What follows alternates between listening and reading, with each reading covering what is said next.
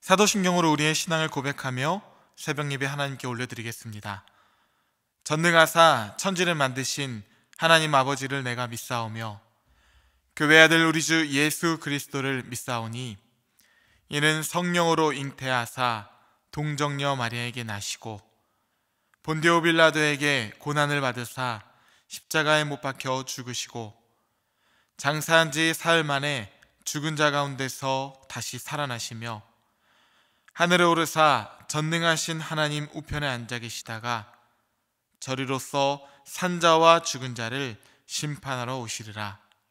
성령을 믿사오며 거룩한 공예와 성도가 서로 교통하는 것과 죄를 사하여 주시는 것과 몸이 다시 사는 것과 영원히 사는 것을 믿사옵나이다. 아멘.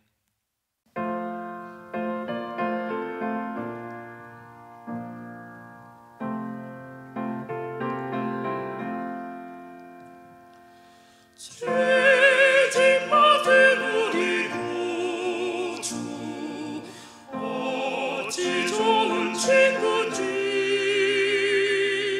걱정되시 무거운 짐 우리 주께 맡기세.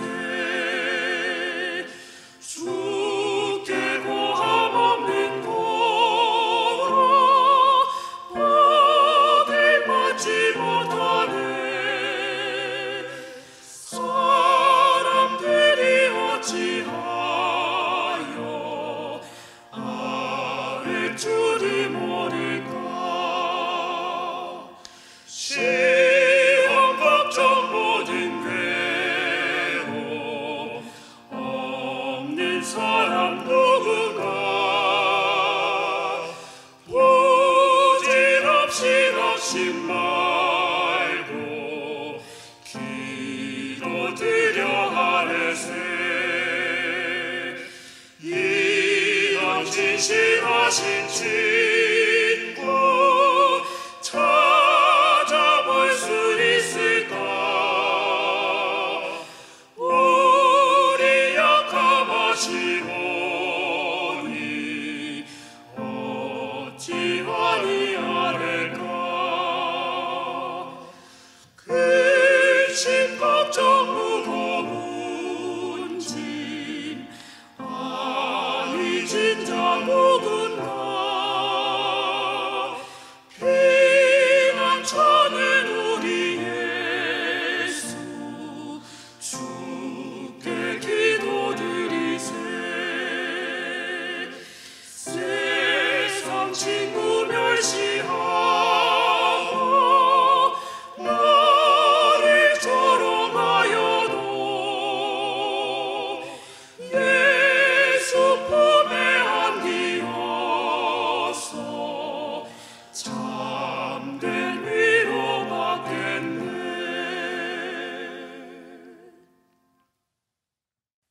이 시간 우리에게 주시는 하나님 말씀은 베드로 후서 2장 12절부터 14절까지의 말씀입니다.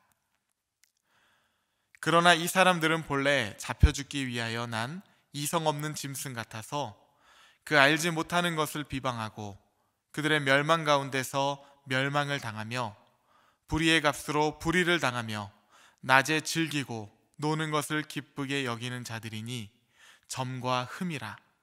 너희와 함께 연회할 때에 그들의 속임수로 즐기고 놀며 음심이 가득한 눈을 가지고 범죄하기를 그치지 아니하고 굳세지 못한 영혼들을 유혹하며 탐욕에 연단된 마음을 가진 자들이니 저주의 자식이라. 아멘.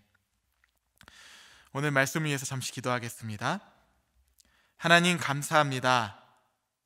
한 해를 되돌아보며 모든 것이 주의 은혜라는 고백으로 우리의 마음과 생각을 주장하여 주시니 감사드립니다. 우리의 약함을 알게 하시고 실패도 겪게 하시고 겸손을 깨닫게 하여 주심도 감사드립니다. 또한 절망 가운데서도 우리를 빚으사 새 일을 행하심도 감사드립니다.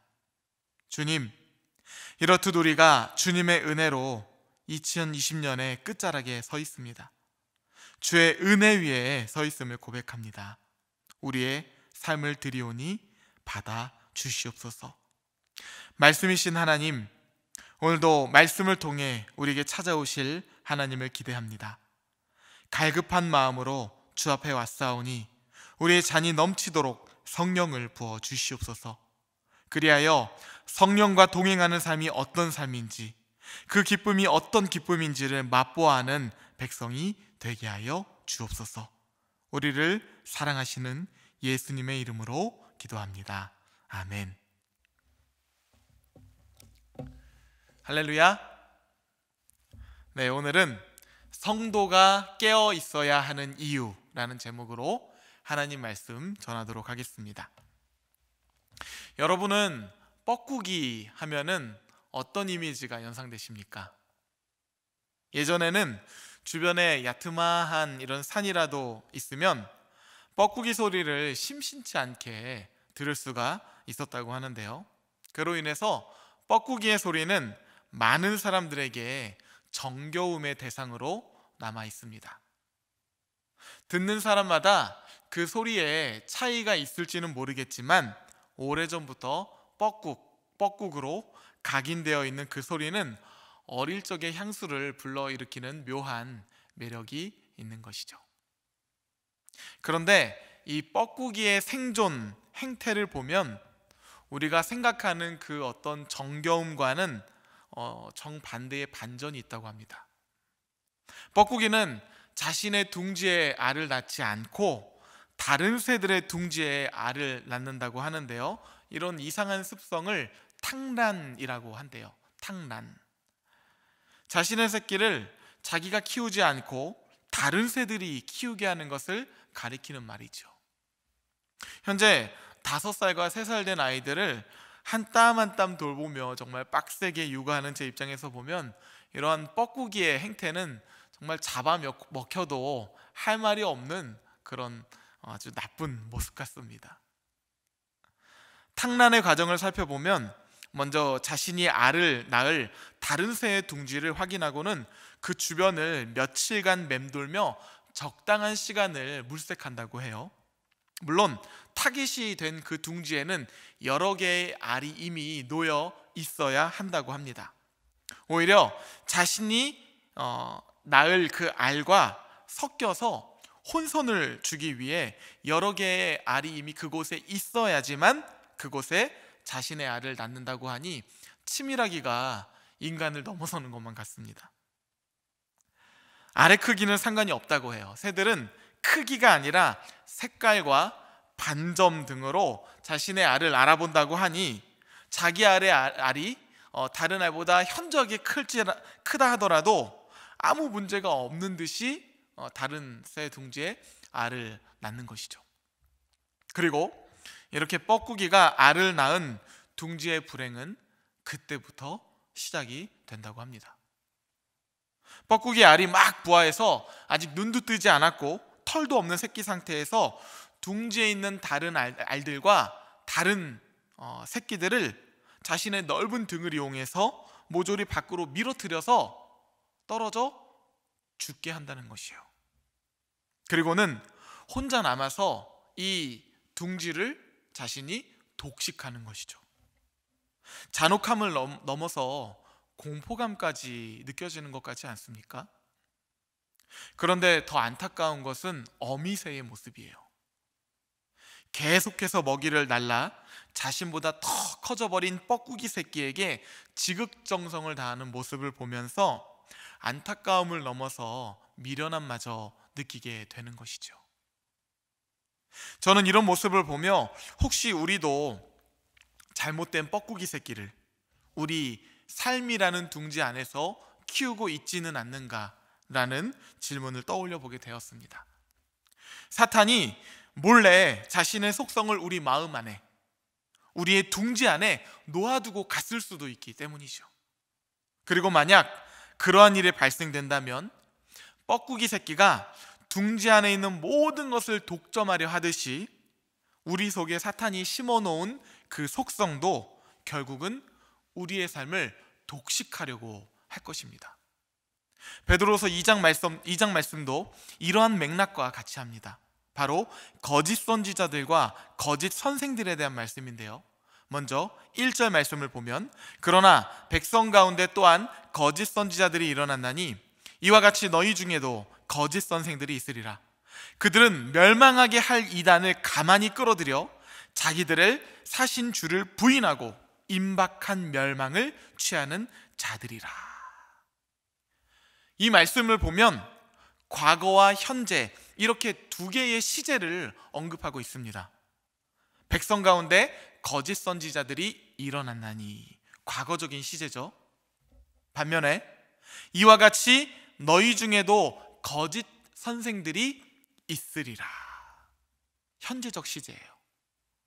그래서 이 두 가지를 연결하면 이스라엘 백성 가운데 거짓 선지자들이 일어났던 것처럼 지금 너희 중에도, 교회 안에도 거짓 선생들이 있으리라, 이렇게 말하는 것이죠.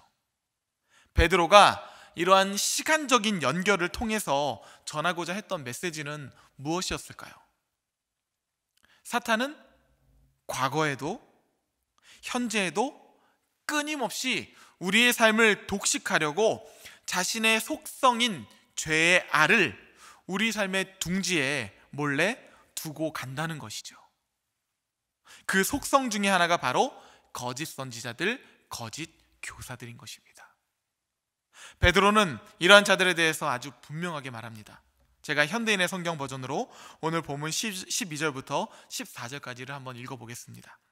그들은 본래 잡혀 죽기 위해 태어난 이성 없는 짐승 같아서 알지도 못하는 것을 욕하니 그들도 짐승처럼 멸망하고 말 것입니다. 결국 그들은 악한 짓을 한 그 대가를 받을 것입니다. 그들은 대낮에 흥청대는 것을 낙으로 여기며 여러분과 함께 앉은 잔치자리에서까지 속이고 쾌락을 즐기는 더러운 사람들입니다. 그들의 눈은 음란으로 가득 차서 끊임없이 죄를 짓습니다. 그들은 믿음이 약한 사람들을 꿰어 욕심을 채우는 데 단련된 저주받은 자식들인 것입니다. 거짓 선지자들의 본질을 아주 분명하게 꼬집고 있지 않나요? 멸망당할 자, 속이는 자, 쾌락과 음란을 즐기는 자. 저는 특별히 14절 말씀에 눈이 갔는데요, 이렇게 말합니다. 그들은 믿음이 약한 사람들을 꿰어 욕심을 채우는 데 단련된 저주의 자식들이라. 좋아요. 멸망당하고 속이고 쾌락과 음란을 즐기는 것은 어차피 망할 자신들의 인생 가운데 담겨지는 것이니까 그렇다 쳐요. 그런데 14절, 믿음이 약한 사람들을 꿰어 자신의 욕심을 채우는 데 단련된 저주의 자식들이라. 이건 정말 용서할 수 없는 나쁜 행동 아닌가요? 자신의 탐욕을 채우기 위해서 다른 사람들의 인생을 제물로, 다른 사람들의 인생을 소비로 삼고 있다는 것이에요. 여러분, 우리가 영적으로 깨어 있어야 할 이유가 바로 여기에 있습니다. 사탄은요, 우리 곁에 찾아올 때 멸망당할 자의 모습으로, 우는 사자 같은 모습으로 오는 것이 아니에요. 오히려 광명의 천사의 모습으로, 달콤한 속삭임으로, 그리고 우리 마음에 우리가 가장 좋아할 만한 것의 모습으로 변해서 살금살금 다가오는 것이에요. 왜요? 속여야 하니까요. 잘 속여서 자신의 탐욕과 쾌락을 채우는 그 목적을 이루어야 하니까요. 이것이 바로 거짓 선지자, 거짓 교사들의 정체인 것입니다. 다른 사람들이 상처를 받건 그들의 삶이 자신들의 거짓으로 인해서 무너지건 아무런 관심도 없는 것이에요. 그저 자신들의 쾌락과 탐욕을 채우는 것, 그것이 전부인 것이에요. 그래서 예수님께서도 말씀하십니다. 거짓 선지자들을 삼가라. 양의 옷을 입고 너희에게 나오나 속에는 노략질하는 일이라. 그렇습니다. 거짓 선지자, 이들의 정체는 바로 우리의 인생을 송두리째 노략질하기 위해서 다가온 일이라는 것이에요. 최근 화성 연쇄살인 사건의 범인으로 지목되어 20년 동안이나 옥살이를 하다가 누명이 밝혀져 무죄를 선고받게 된 분의 소식이 알려져서 화제가 되고 있습니다. 사건 발생 32년 만에 무죄를 선고받게 된 것이라고 해요. 진범 대신에 20년이나 억울하게 옥살이를 하고 그 이후에도 12년이나 사회적으로 낙인이 찍혀서 억울하게 살았을 그의 인생을 한번 상상해 보십시오. 인생을 송두리째 빼앗긴다는 것이 어떤 것인지 조금은 상상이 가지 않겠습니까? 신천지 같은 거짓 선지자, 거짓 교사, 이러한 이단을 통해서 가정이 파탄나고 한 번뿐인 인생을 송두리째 잃어버리는 사람들이 얼마나 많습니까? 이러한 이단들이 바로 사탄의 속성이고 사탄이 우리 곁에 두고 간 뻐꾸기의 알이라는 것이에요. 이것뿐만이 아닙니다. 뻐꾸기 새끼가 둥지 안에 있는 모든 것을 독점하려고 하듯이 우리 속에 사탄이 심어놓은 알은 성공주의, 물질주의, 이기심, 시기심 같은 것들도 있습니다. 이것들이 계속해서 우리의 삶에서 점점점 커지면서 하나님의 형상을 둥지 밖으로 밀어내고 있는 것이죠. 희생과 헌신, 나눔, 사랑이 차례대로 우리 삶의 둥지에서 잔혹하게 땅바닥으로 곤두박질치게 되는 것은 아닐까요? 그래서 요즘 사람들의 최고의 관심과 가치와 만족이 무엇입니까? 돈이에요. 돈, 물질, 재산권, 끝없는 이익, 자신의 끝없는 만족감이 없는 탐욕을 위해서 하나님이 주신 거룩함마저도 싼 값에 바꿔먹을 마음이 가득한 거 아니겠습니까? 베드로서 2장 21절 이하는 이렇게 말합니다. 의의 도를 안 후에 받은 거룩한 명령을 저버리는 것보다 알지 못하는 것이 도리어 그들에게 나으니라. 참된 속담에 이르기를 개가 그 토하였던 것에 돌아가고 돼지가 씻었다가 더러운 구덩이에 도로 누웠다 하는 말이 그들에게 응하였도다. 사랑하는 성도 여러분, 여러분의 삶은 무엇으로 가득 차 있습니까? 여러분의 마음의 둥지에는 무엇이 자리 잡고 있습니까? 뻐꾸기의 속성이 바뀌기 위해서는 주님께서 재림하실 때까지 우리가 기다려야 하겠지만 우리의 죄성은 이미 예수 그리스도의 십자가로 해결이 된 줄 믿으시기 바랍니다. 우리에게 죄를 이길 능력이 우리 안에 있는 줄 믿으시기 바라요. 그때 사탄은 이미 패배했고 더 이상 우리는 사탄과는 아무런 관계가 없는, 관계없는 백성이 된 것 아니겠습니까? 마틴 루터는 이렇게 말합니다. 새가 머리 위로 날아가는 것을 막을 수는 없지만 머리에 둥지를 트는 것은 막을 수가 있다. 뻐꾸기와 같이 사탄이 우리 주위를 맴도는 것은 어쩔 수 없겠지요. 하지만 우리 삶에, 우리 마음에 죄의 알을 낳는 것은 얼마든지 막을 수 있는 것 아니겠습니까? 간절히 바라기는 여러분의 삶이 하나님의 거룩한 속성들로 가득 채워져 그 둥지가 하나님이 주시는 기쁨으로 가득한 인생이 되기를 소망합니다. 사람은 무엇으로 거룩해집니까? 디모데전서 4장 5절 이렇게 말하죠. 하나님의 말씀과 기도로 거룩하여 짐이라. 이 말씀을 가지고 여러분들 마음 가운데 가득 담아서 뻐꾸기의 알이 아니라, 사탄이 몰래 두고 간 알이 아니라 하나님께서 우리에게 주신 거룩함의 알을 부화시켜서 성령의 열매를 주렁주렁 맺는 하나님의 백성들이 되시기를 우리 주 예수 그리스도의 이름으로 축복합니다. 함께 주기도문 하시겠습니다. 하늘에 계신 우리 아버지여, 이름이 거룩히 여김을 받으시오며 나라가 임하시오며 뜻이 하늘에서 이루어진 것 같이 땅에서도 이루어지이다. 오늘 우리에게 일용할 양식을 주시옵고 우리가 우리에게 죄 지은 자를 사하여 준 것 같이 우리 죄를 사하여 주시옵고 우리를 시험에 들게 하지 마시옵고 다만 악에서 구하시옵소서. 나라와 권세와 영광이 아버지께 영원히 있사옵나이다. 아멘.